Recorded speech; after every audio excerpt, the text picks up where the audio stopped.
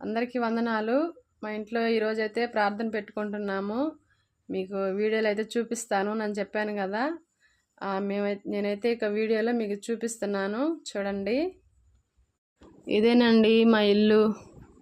ఇంక ఇవన్నీ కూడా చెట్లు.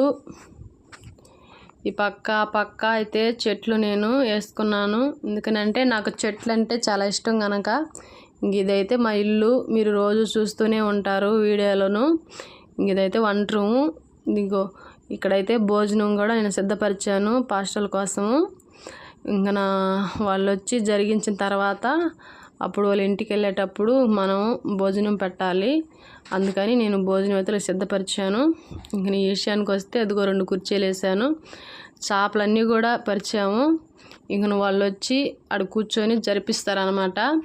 ఇంక ఈ విషయానికి వస్తే ఇది కేవలము ఇల్లు అని అనటం కంటే నా మట్టుకైతే నా ఇంట్లో నా దేవుడు ఆలయము.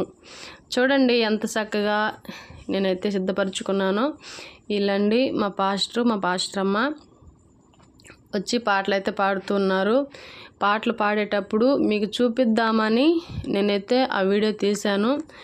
ఇంకా వాక్యం చెప్పేటప్పుడు, ఆరాధన జరిగించేటప్పుడు, ప్రార్థన చేసేటప్పుడు ఇంకా ఎన్ని వీడియోస్ నేను తీయలేదు. ఎందుకనంటే నాకు వీడియో ముఖ్యం కాదు, అక్కడ జరిగే కార్యక్రమం నాకు ముఖ్యం అన్నమాట.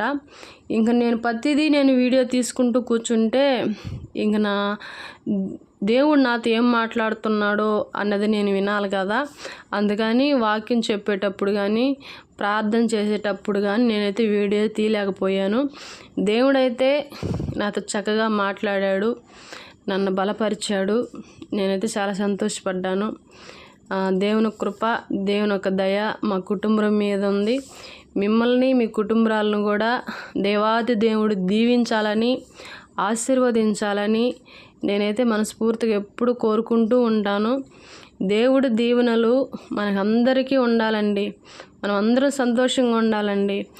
దేవుడు మనల్ని అందరినీ ప్రేమిస్తాడు. మన కోసానికైనా రక్తం కార్చిన దేవుడు, ప్రాణం పెట్టిన దేవుడు. అలాంటి దేవుడు మన క్షేమమే కోరతాడు కానీ మన నాశనాన్ని ఎప్పుడు కోరే దేవుడు కాదు. మీకు అందరికీ కూడా నా హృదయపూర్వకమైన వందనాలు. ఇదండి, ప్రతి నెల కూడా నేను ఇలాగే మేము మా కుటుంబంలో ప్రార్థన పెట్టించుకుంటూ ఉంటాము. ఇలాగే జరిపించుకుంటాము. ఆమేన్. Praise the lord.